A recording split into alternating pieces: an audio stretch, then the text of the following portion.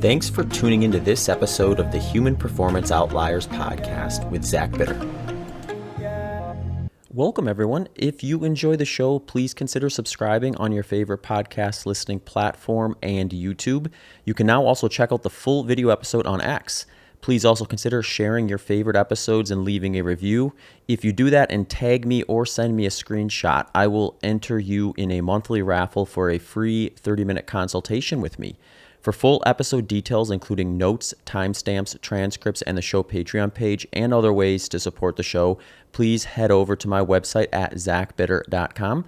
There you can find all my coaching services, including some new offerings for 2025. You can also sign up for my Substack newsletter, where I have been publishing my training journal weekly, as well as other topic-based posts. If you have any questions or feedback, please don't hesitate to reach out to me on my website or at hpopodcast@gmail.com. A big thanks to Element Electrolytes, Delta G Ketones, ProBio Nutrition, and Training Peaks for supporting the podcast. I have links and promotions to these brands in the show notes, but you can also get them here. If you want to check out Element Electrolytes, head over to drinklmnt.com/HPO. That'll get you a free sample pack with your first purchase. At deltagketones.com, if you enter promo code BITTER20, you will get 20% off your next purchase. And if you go to probionutrition.com, enter promo code ENDURANCE, and that will get you 20% off your next purchase. If you're interested in getting deeper into your own training data, head over to trainingpeaks.com/HPO podcast. All right, everyone, for this episode, I'm going to dive into my recent race at the Equalizer Endurance Run, where I did the 12-hour and managed to hit a 100-mile split in 11 hours, 48 minutes, and 25 seconds, which puts it as my fourth fastest 100-mile. And also the fastest 100 mile I've done on a non-track surface. So my other four fastest 100 miles of the top five were all on track surfaces, two of those being on an indoor track, 443 meters at the Pettit Center, and the other two being at Desert Solstice outdoor track, 400 meters. So this one has some details I want to share with everyone about, just in terms of kind of how I positioned it, how the day went, and then dive into some of the nutrition side of things too, because for those of you who've been following along on my high carb experiment, this one adds a pretty big data point to the stuff I talked about on the previous two episodes with that, in terms of the progression of that and how that's been going. So I'll get into things a little bit by just prefacing with kind of how I approached the race. So originally, when I decided to do a race around this time frame, actually even before I even picked this specific event, the goal was sort of to get some race experience for this year, since I really just haven't been doing a lot of racing, at least especially compared to what I would do historically through my ultra running career, where really my only race this year other than this one was Mad City, where I DNF'd halfway through with an Achilles issue, which sidelined me for a month or so after that. And it took me probably a good couple months to kind of get running volume back to a point where I was even comfortable putting an event on the calendar. And at that point, I was thinking of it pretty conservatively, in the sense that I would want to get a race to both practice some of the nutrition stuff along the newness that is doing a high carb approach versus low carb approach, and also just get a race rep in before a race where I could maybe give a little bit more at, which at the time I was thinking, and currently still thinking, will be the Desert Solstice Track Invitational on December 20th. So that sort of shifted a little bit as I got closer, and that was mainly just due to the last training block I did. I had a 3-week build where I went 127 miles, 140 miles, 154 miles, and the paces and the perceived effort at some of the specific stuff felt really good, and I suspected that I was in pretty close to peak 100-mile fitness. And with that being the case, I wanted to maybe keep a couple extra goals or side goals on the table, just in case things really played out well and this course ended up being fast as I expected it to be. But, you know, comparatively, when we're looking at track surfaces, you can really get detailed with that. So even though this is a very fast, flat course compared to a track, there was still some learning to do in terms of what that actually meant compared to that. And, when we're talking about a handful of minutes here and there, that can make a difference when you've done as many kind of flat controllable 100 miles as I have. So I went in thinking I still want to kind of keep on the main objective being learn as much as I can about a high carb fueling approach, where the maybe pinch points are there for me, and make some adjustments, learn a lot from that, and also try to get to 100 miles before 12 hours were kind of the two main goals. And then if things were just really rolling that day, try to push down close to where my PR is. I thought maybe that was on the table if things just lined up that way. So that was kind of the headspace I had going in, or the plan anyway. And then it was just about kind of getting into the process of it. This course is a really interesting one, actually. It's around a spot called Gray's Lake in Des Moines, Iowa. And normally it's just under 2 miles. It's 1.9 something, but they had some construction on the loop, so they had to make a little detour route, which actually made the loop 2.09 miles this year, which meant that it was going to be roughly 48 laps to hit 100 miles. The 100 mile mark was actually maybe a third of a mile before that end of the 48th lap. So it was a pretty good spot to be able to really control things. And one of the reasons why I picked this one, since my assumption going in was there was going to be some learning and probably some adjusting to do to my original plan with nutrition, I wanted to have as much ability to do that seamlessly as possible. And these short controlled loop courses where you can have some crew sitting there at your aid station and you're coming around as often as I would be for a 2 mile loop, that just seemed ideal versus having a crew chase me around a course at odd distances and having a little bit less control. So went with that with this one, and the event worked great for that. Going in at the start, we were pretty fortunate with weather, all things considered. It was overcast, and it was also right around 50 degrees basically the whole day. So that was ideal. Humidity was maybe a little bit high, and there was some chance for rain at a couple points, which didn't end up coming. We got a little bit of mist, but nothing that would be like a deterrent from that, other than when you have that high a chance of rain, humidity is usually a little higher. So if I want to get really picky, I would have said, hey, give me a little bit less humidity with those same weather conditions, and I would consider that optimal. To the degree that impacted anything is a lot of guesswork, and I'm not reading into it too much other than just assuming that obviously in super optimal conditions like a controlled setting like the Pettit Center, it's probably going to be slightly better. My assumption after the race is that this course is probably somewhere around 10, maybe 15 minutes slower than a track ultra. So when I'm comparing it to those other 4 that I did under 12 hours, I'm thinking of it kind of through that lens of, if I had the exact same day on a track in the same sort of weather, I probably would have been maybe 10, 15 minutes faster if I had to guess. But generally speaking, I think I landed in a spot that is about where I would have liked to have been or been happy to build from. So I'm pretty optimistic about being able to build off of this one. Getting into the race details, there was a few things early on where I got off, felt really comfortable. My pace was sitting, my moving pace was actually sitting just under PR pace. So I was kind of in that mid to low 640 range. I did have a couple bathroom breaks that came at mile 11 and a half and mile 30, which had me a little concerned because historically on my best 100 miles, I would have maybe 2 or 3 stops total for, it's ranged anywhere from around like 90 seconds up to just under over 4, maybe 5 minutes of total stoppage time.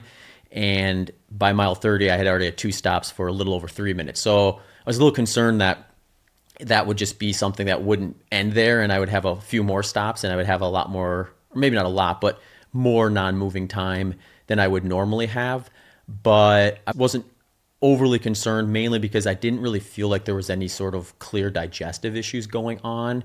And I kind of at that time just chalked it up for just typical daily digestion and needs there. And I got it out all the way. That happened to be the case. That was the last time I had to stop. The final 70-ish miles after that were all smooth sailing, no stopping. So in terms of just how that played out, the non-moving time, the stoppages and things like that, it fell pretty much in line with what I've had for my best 100 miles to date. So really happy about that. Another thing I did a little bit differently for this one is I went a lot more on intuition versus checking data. I did look at my watch a fair bit in the early stages just to make sure I was not getting too far ahead of myself and that I was properly calibrating for the loop versus what I would have seen in training or what I would have seen on a track in previous races. But I really just wanted to kind of sit in onto an intuition of what felt right versus being driven by the data too much. And that was partly just because one thing I recognize is when I start kind of adding extra goals in there, especially some higher end ones, say if I were to say, all right, I'm just going to really go for a PR, that can drive decision making. And I didn't want that to be the case. I wanted to make sure that I was still primarily going by my initial goals with this event. And then if it did happen to be a PR day, it would be something where I just felt really good in this last third and was able to run some of my fastest miles at the end the way I did at the Pettit Center in 2019 when I negative split 100 miles and had some of my fastest paces near the end. But I didn't want to force that too early. So from miles 30 to 100K, I didn't even look at my watch. I just dialed up what I thought the effort was and went with it. When I did check the watch around 100K, I noticed I had slowed a bit in that next block of 30-ish miles from that first one. So I had slipped a little bit off on the pace that I had hit through that first 30 miles, which I should add, when I included the stoppages, those 2 stoppages, my average pace was just off of PR, whereas my moving pace was maybe a little bit ahead of that. And some of that's just because 3 minutes gets absorbed pretty quickly over 100 miles, but when they're just loaded into the first 30 miles of the race, they become a little more impactful on the moving pace. So it brought my moving pace maybe 5 or 6 seconds per mile slower than what the actual pace was on the race clock for that reason. And then I basically just stuck with that strategy through the end of the race. And that's what led me to the time I had. I think one of the interesting things I find about these 100-mile races is if I want to be a little more aggressive, I probably at 60 or at 100K looked at the splits and been like, okay, I need to start working this back down and started kind of forcing some faster paces or pushing towards those. And I would do that based on the data. I would see the split and I would respond, and I would kind of continually do that and really focus on trying to take that risk for a faster time. From my experience, that usually goes one of 2 ways. Sometimes it goes great and you kind of feed off the momentum and you just get a really good rhythm and you're just running faster, and it really also doesn't even necessarily feel harder. Other times go a total different direction and you just end up blowing up. So I didn't want it to go the other direction and blow up and not hit that sub 12-hour goal. So I avoided doing that at this race, which is something different than what I will do at some future races, likely including Desert Solstice, where I'll take that calculated risk at Solstice and see where it lands me. But for this one, I didn't. I stuck to the intuition stuff for the rest of the race, and that resulted in the 11:48:25 finishing time for 100 miles. When it comes to the nutrition side of things, that was a really interesting piece to me because I thought for sure there would be some adjustments made to my initial kind of program that I had lined up. So the program I had lined up is I had a crew out there, so I had access to fluid, nutrition, all that stuff every 2 miles. And the way I had it set up is I had a big 2-gallon jug that had a spout on it. And in that I had all my fluids, my electrolytes, and some of my nutrition.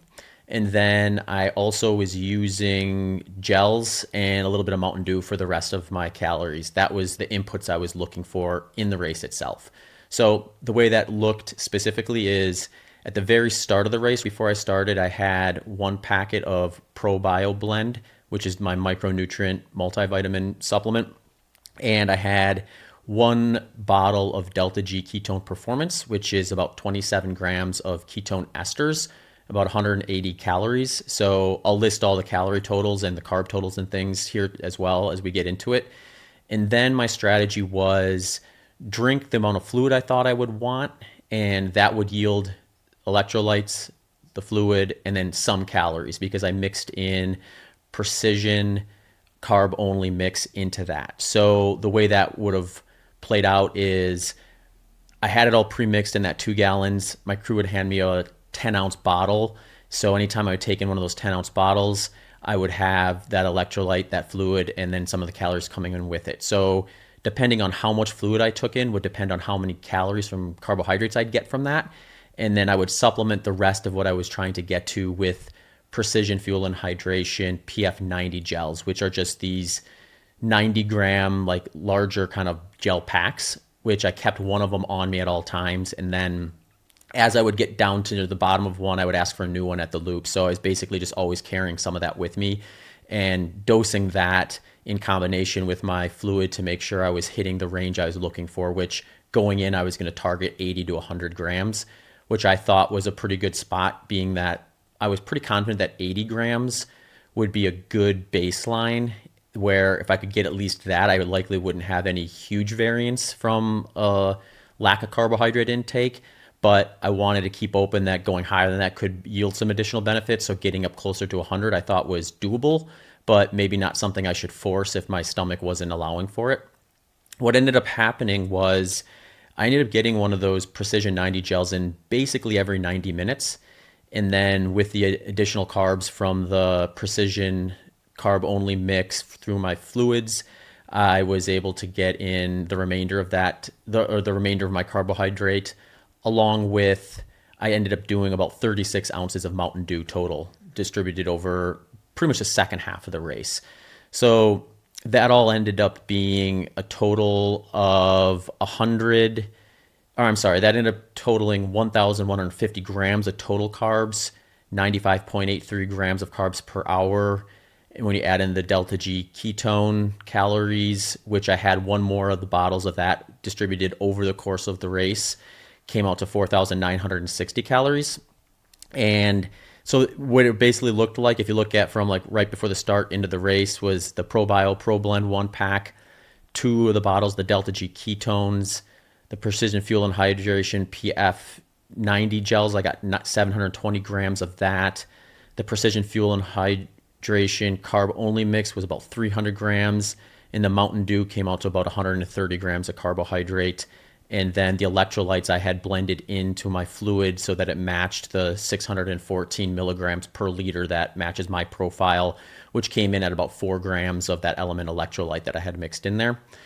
I also had a couple other things to mention with that too, is caffeine. I took in about 600 milligrams total over the course of the race, which was a little bit backloaded in the second half because I got some caffeine from the Mountain Dew, which was all in the second half, and then just some additional caffeine supplement that I spread out a little more evenly through the rest of the race that got me to 600 milligrams total. And then fluid intake ended up coming in at about 8 liters. So reflecting on those two things, I think there is some improvement markers that if I go back and do it all again, I would do a little bit differently. That's a little bit more along the hydration side of things. The nutrition side went about as good as I could have expected. At 95.83 grams per hour, that was definitely the high end of what I was hoping to get to, and it went in just beautifully. I have zero complaints. I didn't really have any issues with it. I never got to a point where those PF90 gels were feeling a little bit repulsive or I didn't want to take them in. They all went down smooth. I think that blend with the PF90 gels and then, roughly a third of my carbohydrate intake coming from some other sources made that a little bit more sustainable than if I had tried to lean exclusively on the PF90 gels, which I did do in a long run. I had my longest long run leading into this was a run just over 30 miles in about 3 hours and 15 minutes. And for that one, I was just stress testing the PF90 gels, and I did all PF90 gel for that. And I got up to just under 100 grams per hour for that run. And on that one, I did notice, by the end of that run, I was getting a little less excited about taking it in, or it was just taking a little more effort to swallow that gel. So I was a little concerned that by essentially going 3 times as far or a little further than that on race day, that would be a bad idea. I think it would be a bad idea in general to strategize your fueling like that, but that was just a good reminder of maybe how far to pull that back. And I think I found that right balance of it, where at no point did I really feel like that was a hurdle to get over. They were going down pretty smooth all day long. It was also really evenly distributed. I didn't really have low hours and high hours to the point where that average came out from extremes. I was basically loading between 90 and 100 all day long. So the lowest hours were 90, the highest were 100. I was never really hitting 110, 120 or anything like that. And I was also never hitting 70 or 80 to get to that average, which I found to be really preferable. The only real variance is I did have a little bit of shift between taking really small amounts of it versus taking a little bit of larger boluses, which is something I did practice a little bit in training. In training, I found when I would do a little bit of a bigger bolus, say 40 grams of PF90 gel right away, it would bring my perceived effort down maybe a little bit more after about 5-10 minutes of running. So I thought maybe that would be a good lever to pull if I started noticing like I was hitting a little bit of a low from the average. And I didn't do that too often. I think I did that maybe 3 times, but it went really smooth. So I didn't necessarily notice any big energy bumps from doing the boluses versus the smaller, more evenly distributed amounts of it. But I also wasn't paying super close attention to really minute details with pacing like I have in some other races. So who knows, maybe if I would have quantified when I did that and looked back on the Training Peaks graph for the race, I would have seen some stuff in there. So maybe I lost out on a little bit of an opportunity to learn a bit there by taking the approach I did. But that is just the way I ended up distributing it for people who are wondering kind of how that all went in.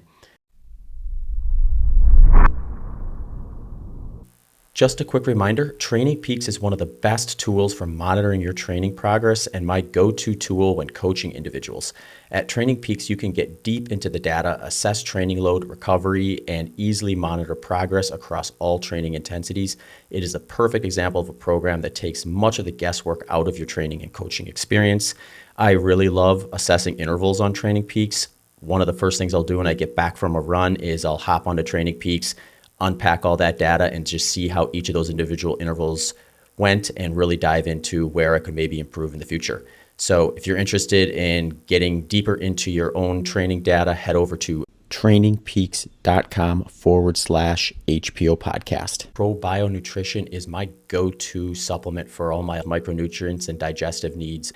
The reason I like it is it was developed by my good friend, Dr. Mark Bubbs. He has had a lot of experience working with successful individuals that have busy, active lifestyles, including Olympians, NBA basketball players, professional hockey players. One of the things he noticed was a lot of supplements were not only mislabeled, but not very effective. So he went about to try to lower the friction point there by making it as easy as having 1 scoop of Probio Nutrition every day.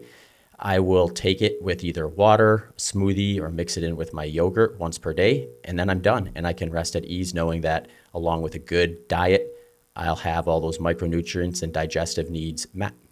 Head over to probionutrition.com and enter promo code ENDURANCE for 20% off your next order. Delta G ketones is my go-to exogenous ketone source. I will take these after my big training sessions as well as during my long runs at lower intensity and longer races at lower intensity.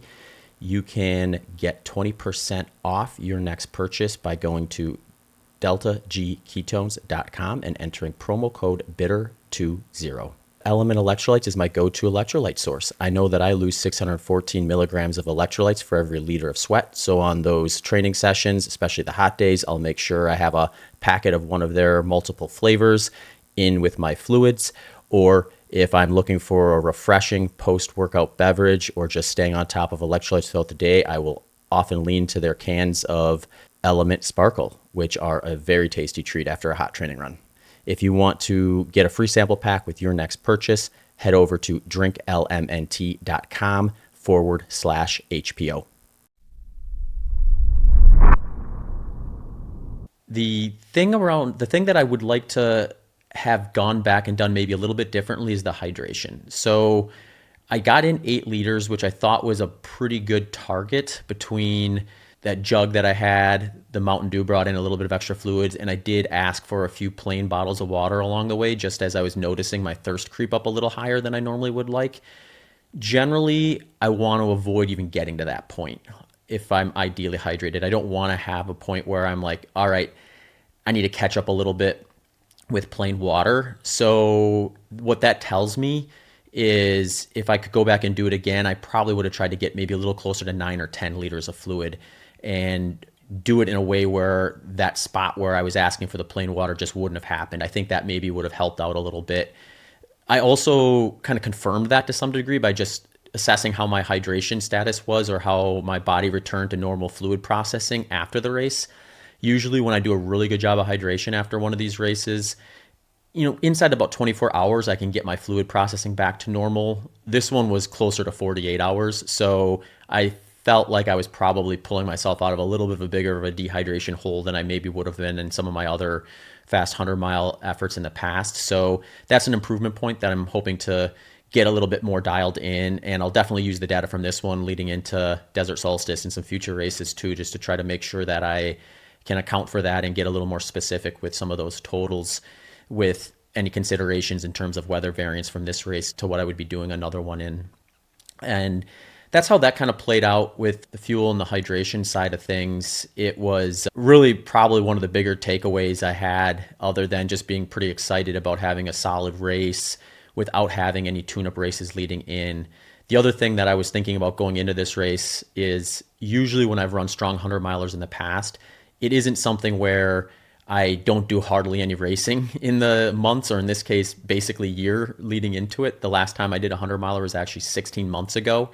I had a big space between my last exposure point, and I didn't have any like 50 milers or 100K tune-up races or anything where I felt like I had an opportunity to really practice the race day specific stuff as well as I'd like to. So hitting the target I did without that optimization piece is definitely something I'm considering in terms of how I'm assessing the quality of this race versus if I were able to do a race like this one with that scenario there where I had some tune-up races and maybe we were able to fine-tune a few things a little bit more in a little bit more detail going into it. So that all has me really optimistic about what I need to do to be ready for Desert Solstice, and then also what I can bring into Desert Solstice that I did not have here. The other thing I've got a lot of questions about that I just think is interesting in general is what I'm going to do with this high carb approach versus what I've done in the past. And the way I'm looking at it is I want to make sure I do a very thorough job of assessing this. So I don't think I can do that with one race effort.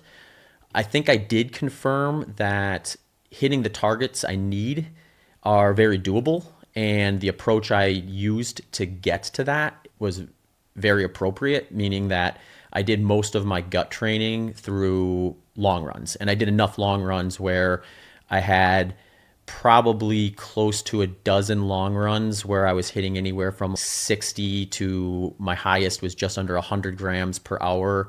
And that seemed to be enough to get me up to that higher end of what I hit in the gut training practices on race day, at least in the weather conditions that I had.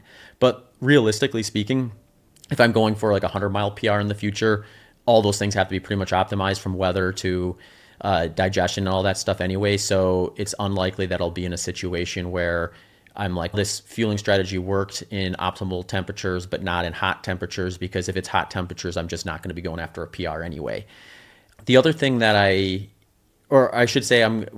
so with respect to that, what I want to do is I want to do a few more races of this nature with the high carb approach. So I just have more data points to really thoroughly assess how I feel about it versus how I felt about race performance and execution on the low carb approach. And I also want to have them done at similar venues that I've done before, so it becomes a real good, clean comparator. So with Desert Solstice being a race that I did two of my fastest 500 milers at, and then the Pettit Center being the other two, I've got a couple good opportunities in the next 6 to 8 months to do that. And then there's also a couple other races that I might throw on the schedule that I've done before too that I can use. And then hopefully by around June of next year, when the Pettit Center race happens, 6 days in a dome, I'll be able to have a more concrete view of just where I maybe place this approach versus what I've done in the past and decide what I want to do with it long term from there. So those are kind of my thoughts on that. I think it's really exciting to have like kind of the race data point to go along with everything else I've done with the high carb strategy so far, and something I'm really hoping to kind of continue to learn more about and practice and see if there's some refinements that I can take away. But really, in terms of learning anything from it on this race, it was basically that my confidence and my fear of it being a deterrent has come down quite a bit, and I'm pretty confident going into some future races that upper 90 target is a very doable one, and I think I've got a good strategy in terms of preparing myself to be able to do that. I'm not too optimistic about trying to push much higher than that. I just don't necessarily think it's going to be the path forward for me. I think when I look at just a lot of the high-end performances at the 100-mile distance on the men's side of the sport, we're seeing a lot of 90 to 110 gram targets being what a lot of these guys are landing at.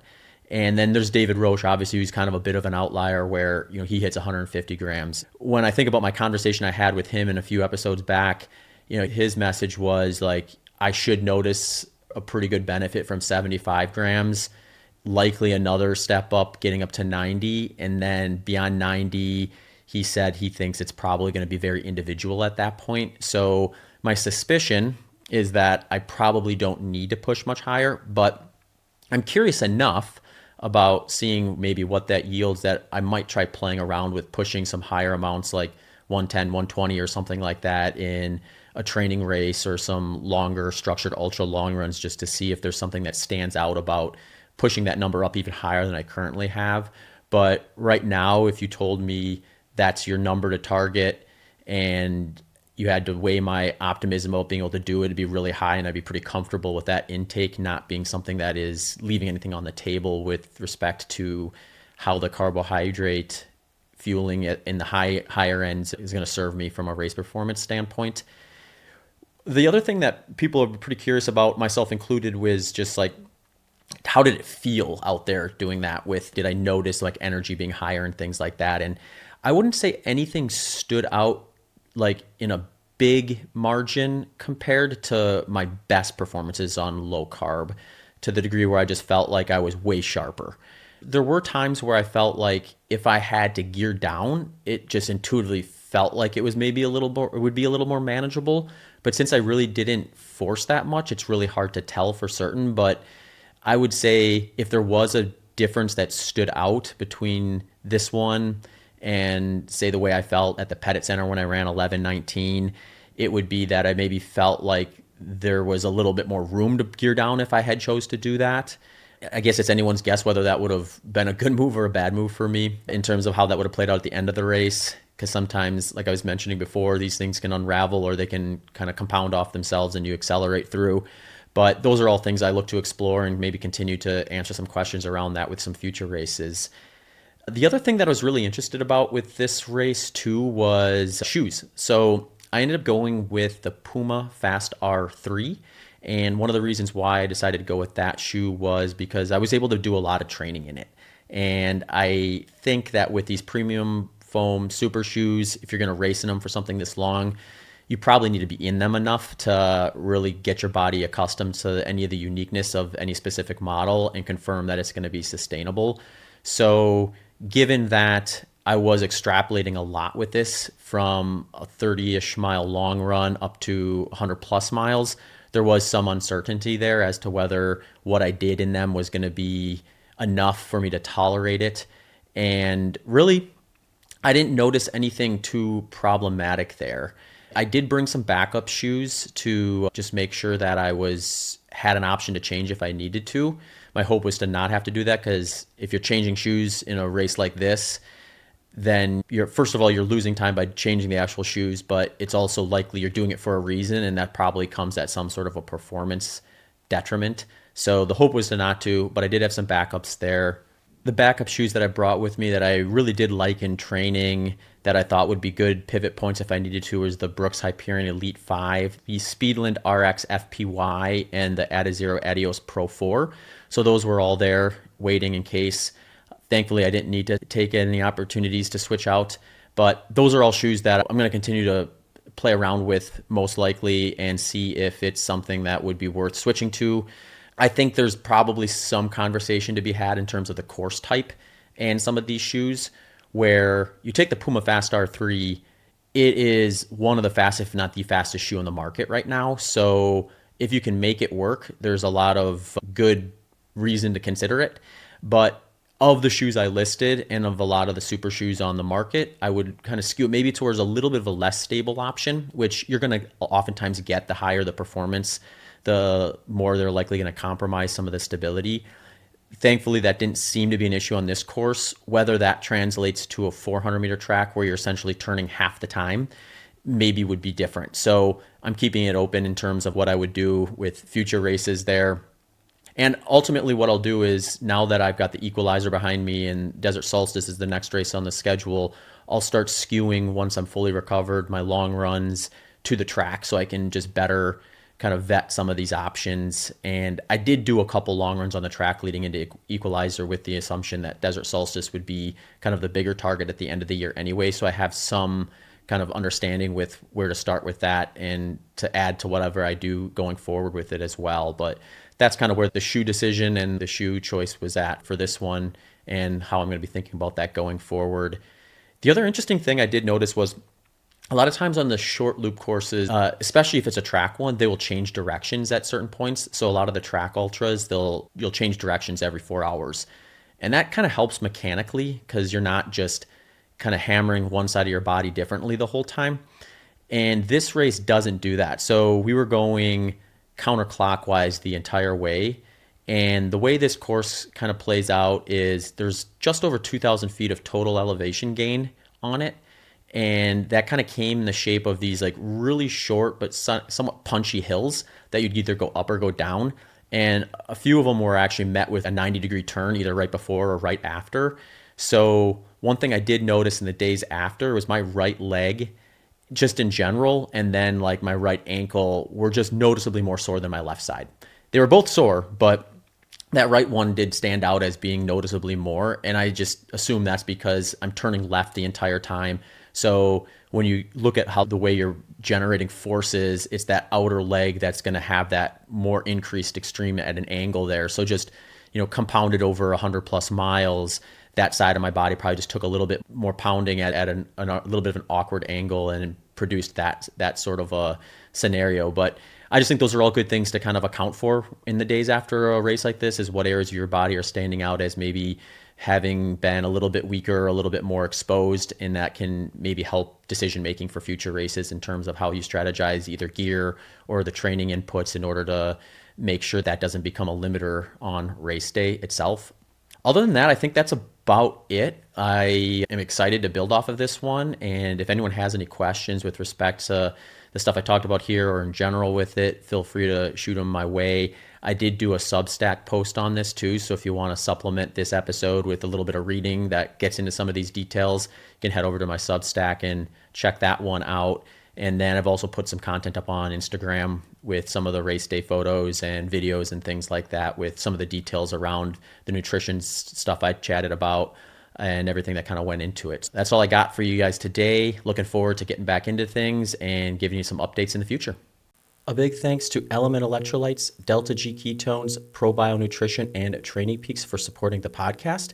I have links and promotions to these brands in the show notes, but you can also get them here. If you want to check out Element Electrolytes, head over to drinklmnt.com/HPO. That'll get you a free sample pack with your first purchase. At deltagketones.com, if you enter promo code BITTER20, you will get 20% off your next purchase. And if you go to probionutrition.com, enter promo code ENDURANCE, and that will get you 20% off your next purchase. If you're interested in getting deeper into your own training data, head over to trainingpeaks.com/HPO podcast.